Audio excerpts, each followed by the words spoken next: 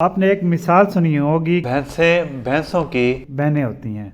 इसका मतलब ये है कि हर कोई अपनी पोजीशन के हिसाब से ही देखकर यारी दोस्ती बनाता है। अगर रेडी वाला है तो उसके दोस्त भी रेडी वाले होंगे, और अगर दुकान वाला है तो उसके दुकानदार ही दोस्त होंगे, और अगर प्लाजे वाला है तो उसके प्लाजे वाले ही दोस्त होंगे।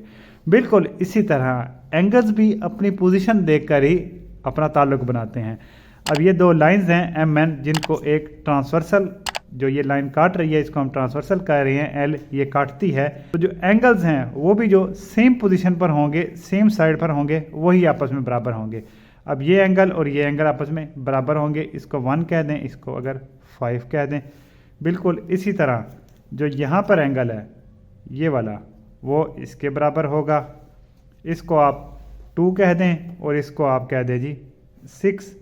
इस तरह जो यहाँ पर एंगल है ये वाला, और यहाँ पर जो एंगल है ये भी आपस में बराबर होंगे। इसको आप 3 कह दें और इसको आप 7 कह दें। बिल्कुल इसी तरह जो यहाँ पर एंगल है ये वाला, ये बराबर होगा इसके, तो इसको आप कह दें जी 4 और ये है 8। यहाँ से मैं अगर अब समराइज़ करूँ तो एंगल 1 और एंगल 5, ये दो एंगल, एंगल 2 और एंगल 6, एंगल 4 और एंगल 8, एंगल 3 और एंगल 7, ये एंगल हैं क्रॉसपॉन्डिंग एंगल्स, जो सेम पोजीशन सेम साइड के ऊपर एग्जिस्ट करते हैं।